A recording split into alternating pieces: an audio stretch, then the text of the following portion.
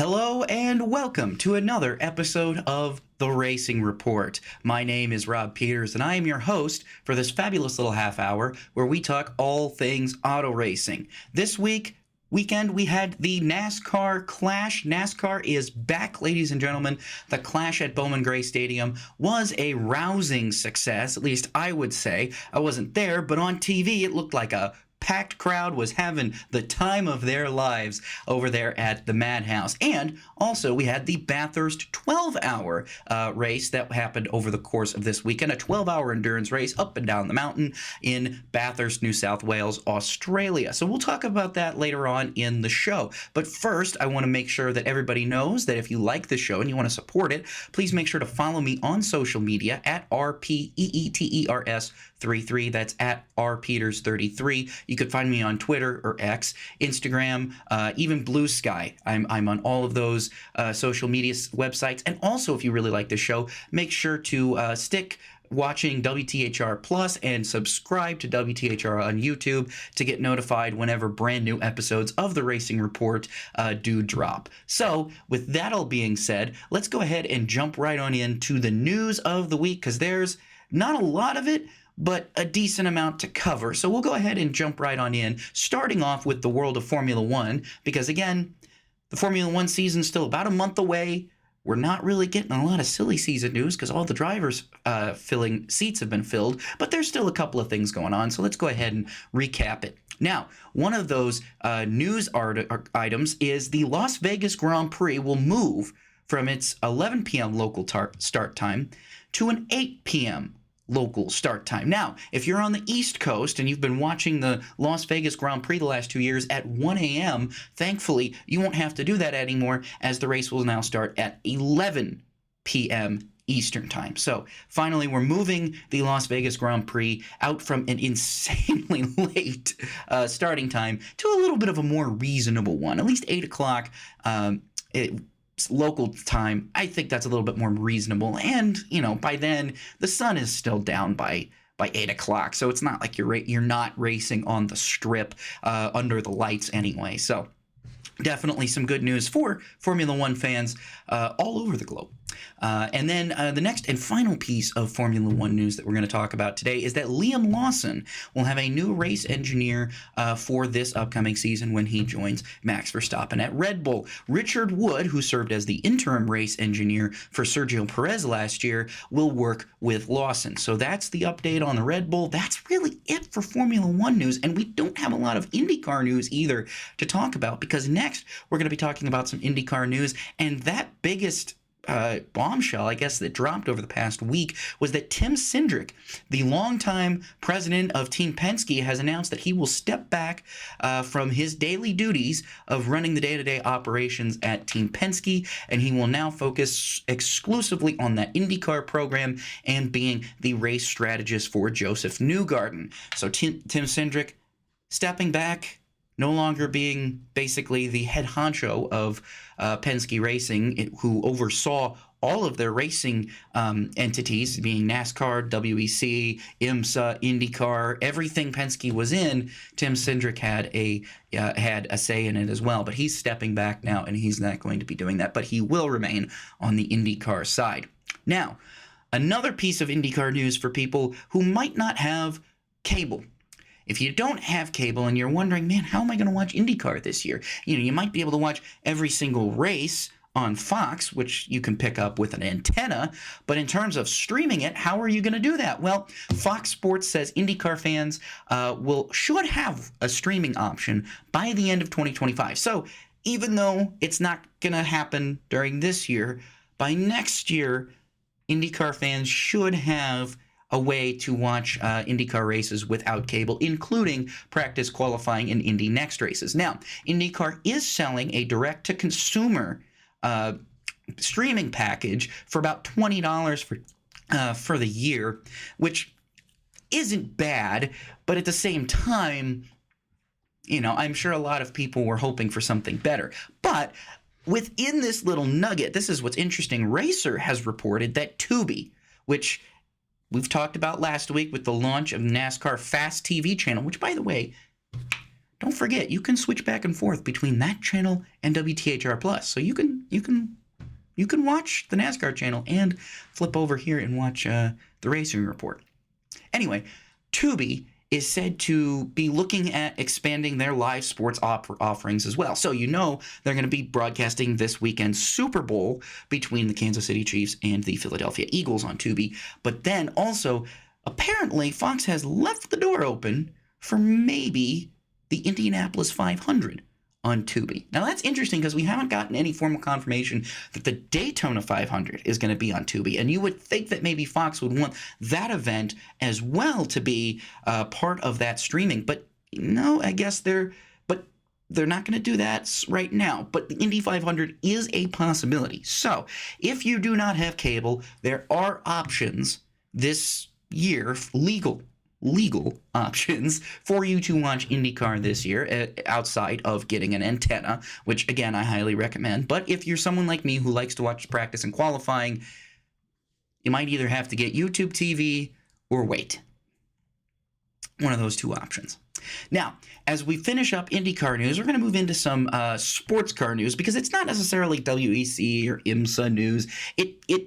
It's both, actually. It comprises of both. And this is huge news that dropped last week. Ford confirmed that it is launching a prototype program in the LMDh category beginning in 2027 in the WEC, not IMSA. So they're going to start 2027. They want to be at the 24 Hours of Le Mans.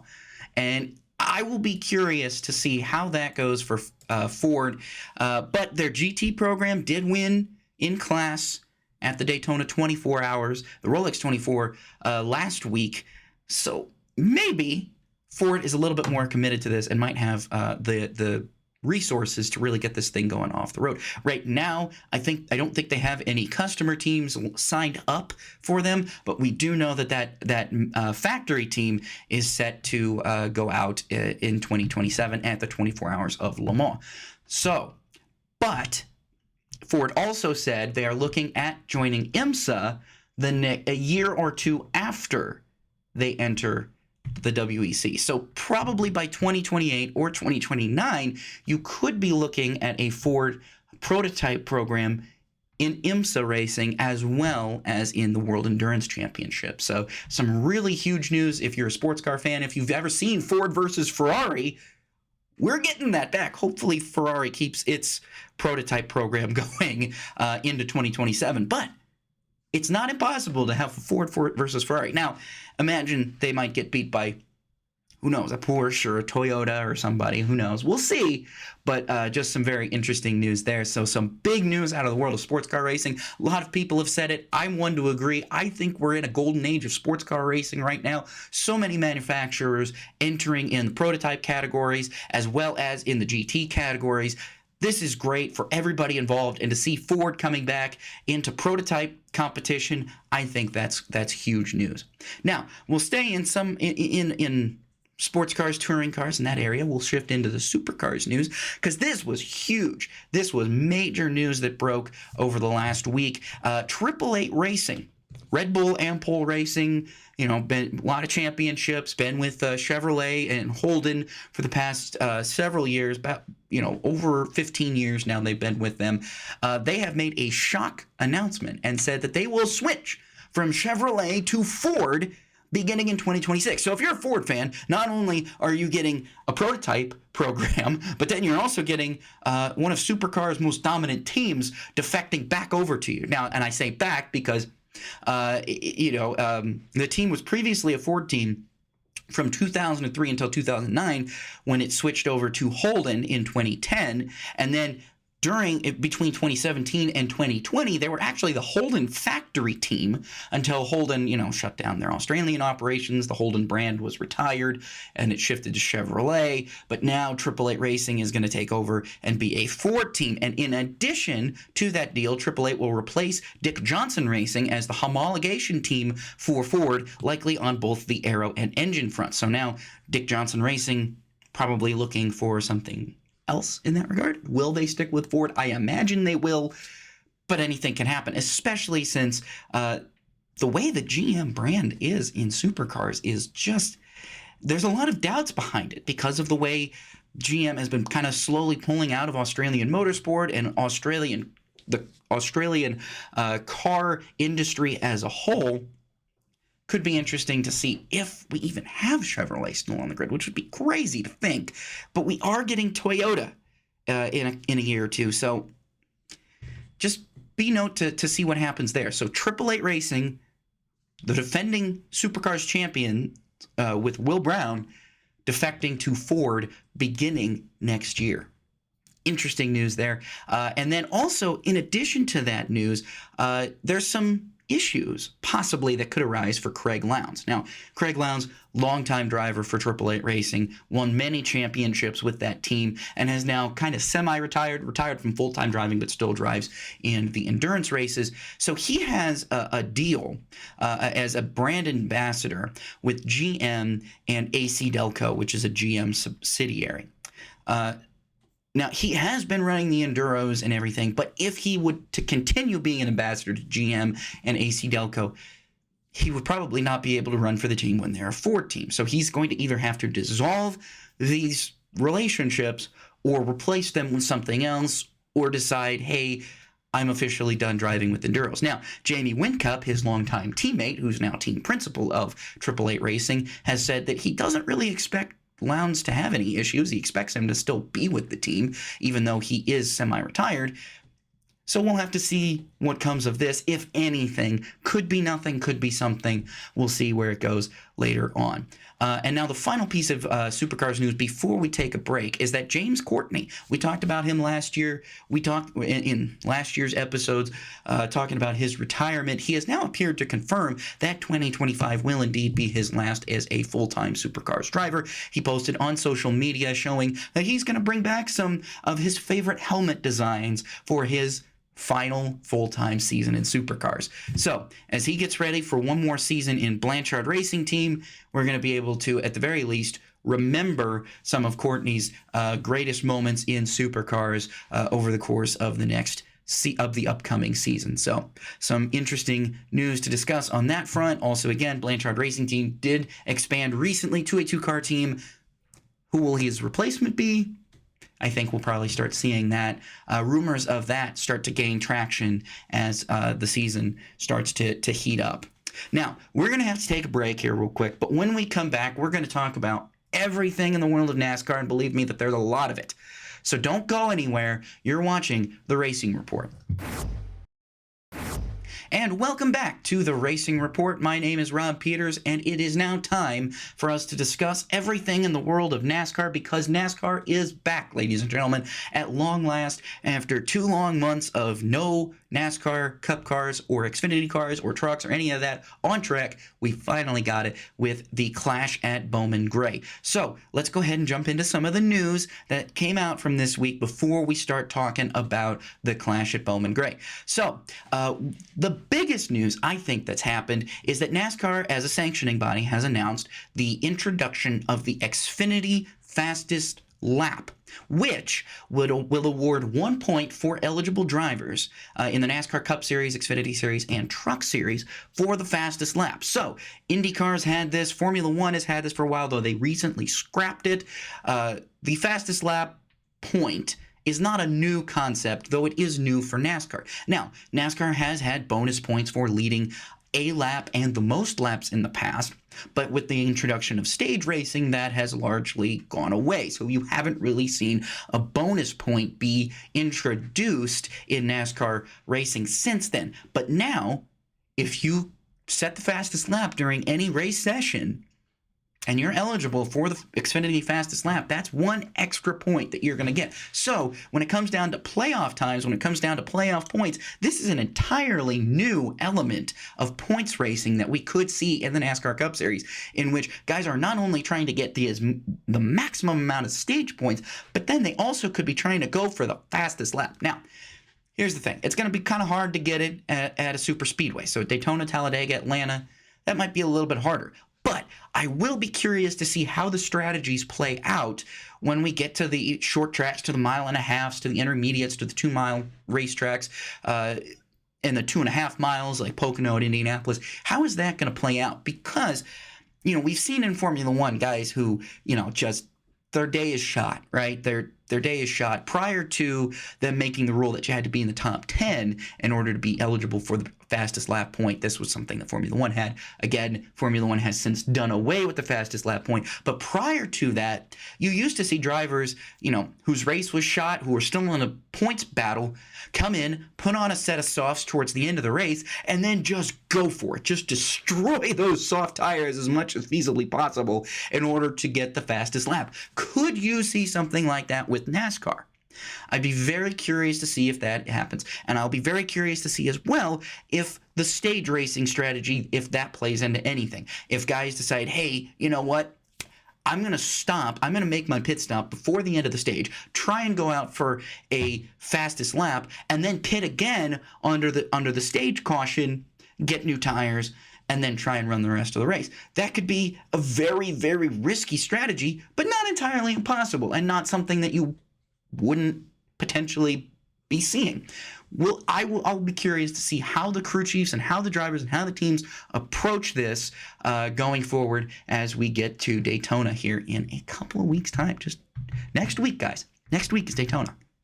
Now, in addition to this news, since Xfinity has been the big brainchild behind this, they've also announced that they are renewing their partnership with NASCAR for the future, but they have said now that they will no longer be sponsoring the second-tier Xfinity Series after the 2025 season. So NASCAR will be looking for a new sponsor for the Xfinity Series beginning next year. However, again, Xfinity will remain on Comcast Xfinity. They will remain as a premier partner for NASCAR. So you'll still see them, you'll still see Xfinity logos all over racetracks and all over the place.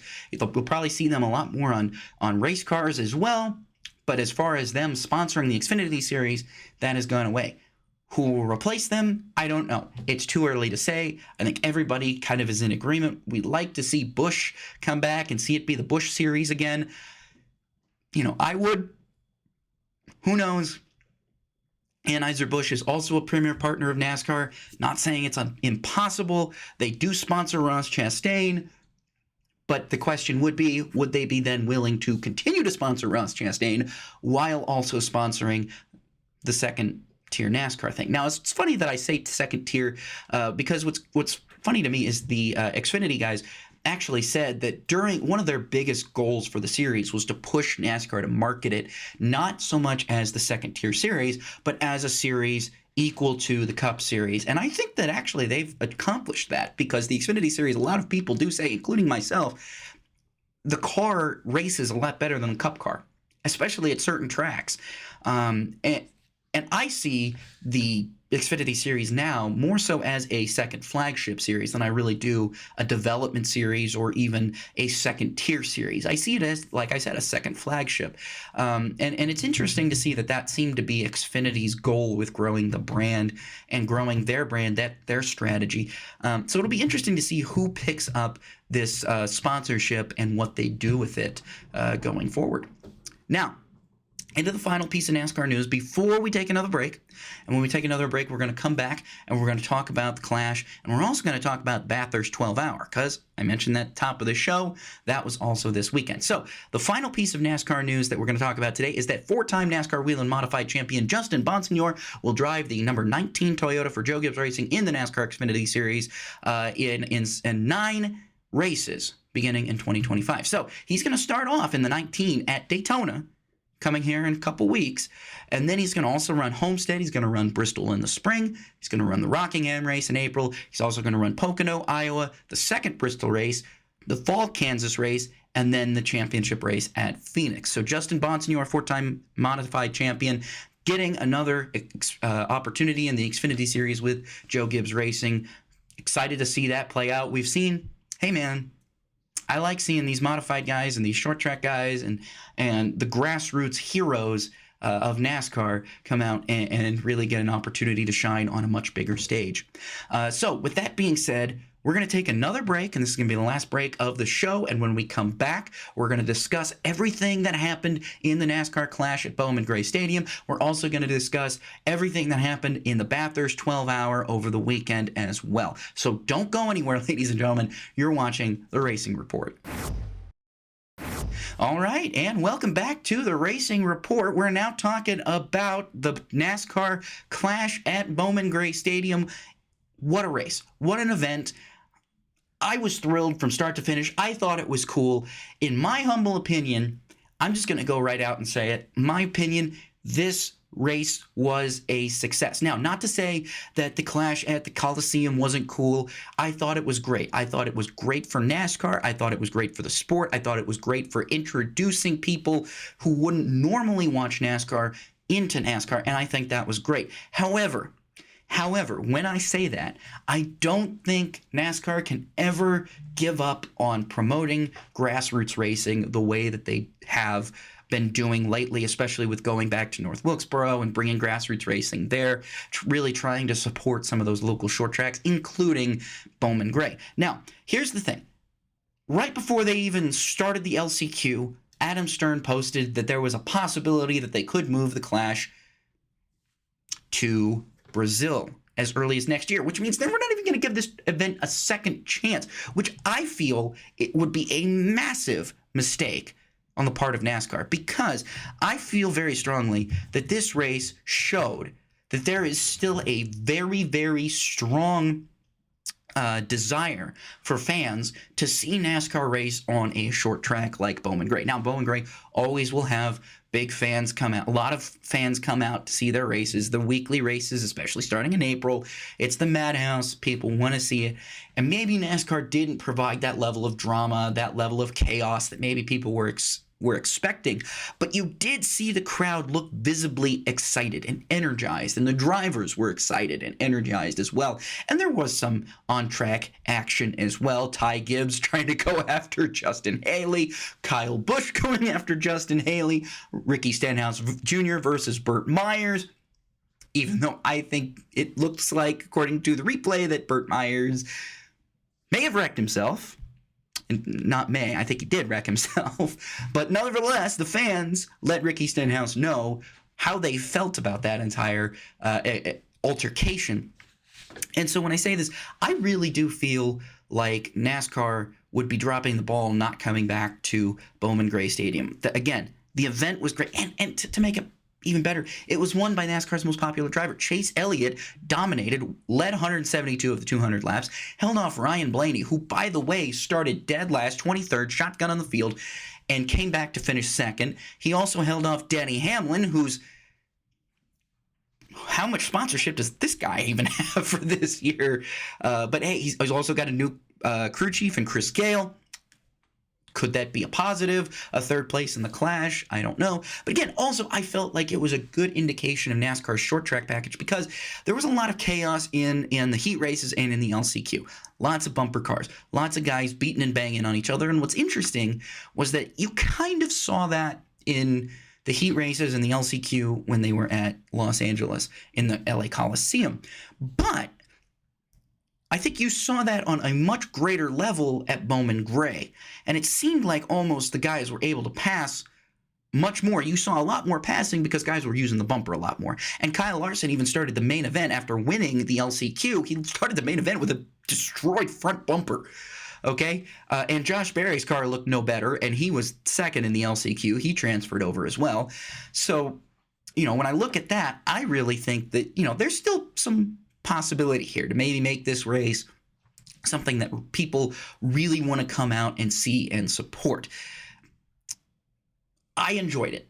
I thought it was a great event. And again, I thought Ryan Blaney was probably going to have an opportunity to chase down Chase Elliott there. I thought that if he got to his bumper, he was probably going to move him. But then he goes in the press conference after the race and goes, yeah, I didn't want to get run out of here by pitchforks. So, I decided I would race him clean. I get it.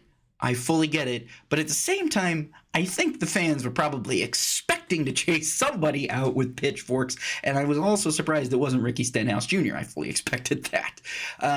But either way, again, I thought it was a good race. The feature race was a lot calmer than the heat races and the LCQ, but even then, I thought it was a good race, and I think it's a great opportunity for NASCAR to give back and go back to its grassroots level in these especially with these exhibition races. You know, they took the All-Star race to Wilkesboro. They took it out of that major big market in Charlotte, in that Charlotte area, and moved it to the small track of Wilkesboro. And now they've kind of done the same thing. They take the track in a major market, which previously wasn't Daytona.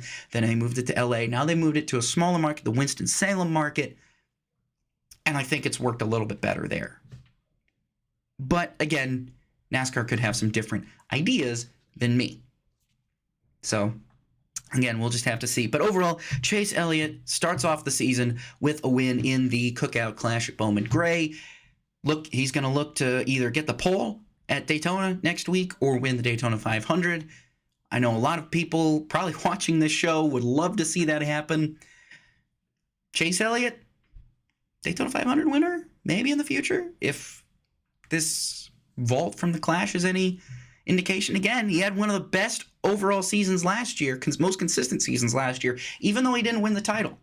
Even though he didn't win the title, even though he didn't make a deep playoff run, he was still the most consistent driver in the Cup Series last year. So I'm curious to see if maybe he can turn that around and start getting more wins, racking off more wins, and maybe go into the playoffs with a sizable lead, a much more sizable lead than maybe he had last year. Now, let's wrap up the show talking about the Bathurst 12-hour. If you've never watched the Bathurst 12-hour, I don't blame you.